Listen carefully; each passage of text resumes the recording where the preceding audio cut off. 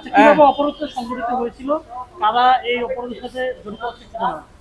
মূল বিষয় হলো গত পরশুদিন আনুমানিক 8:45 যে ওনাদের বোয়ালখালী পৌরসভার 2 নম্বর ওয়ার্ডে চৌধুরী বাড়ি সংলগ্ন একটা পুকুর পাড়েই এই ঘটনাটি ঘটে। আজকে আমি যতদূর জানি ব্যক্তিগতভাবে আগে 2 বছরের অধিক একটা জায়গা, সামান্য একটা 4-5 ফিটের জায়গা নিয়ে তাদের একটা অমীমাংসিত বিরোধ রয়েছিল।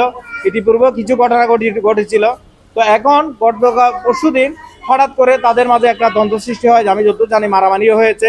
তো এমতো পর্যায়ে ইব্রাহিম চৌধুরী মানিক নাকি ওনার মেজানের মায়ের মাথায় বা মাথার পার্শ্ববর্তী জায়গা আঘাত করে, আঘাত অবস্থায় উনি পুকুরে পড়ে যায়।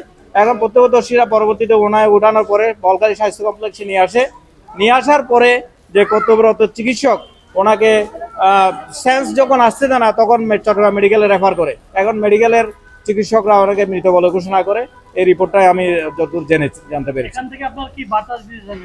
এখানে সবাই সমবেত জনতা, এখন তো বৃষ্টি প্রতিকূল পরিবেশ দেখা যাচ্ছে, অনেক ভাইরা অপেক্ষা করতেছে। তো মানববন্ধন দিয়ে জানাতে চাই, প্রশাসনের কাছে অনুরোধ জানাতে যাচ্ছে যে আপনারা তদন্ত সাপেক্ষে প্রকৃত বিচারের যাতে বিচারের অপরাধ করে থাকলে তাকে অবশ্যই আইনের আওতায় আনা হোক, এটাই প্রার্থনা। ধন্যবাদ।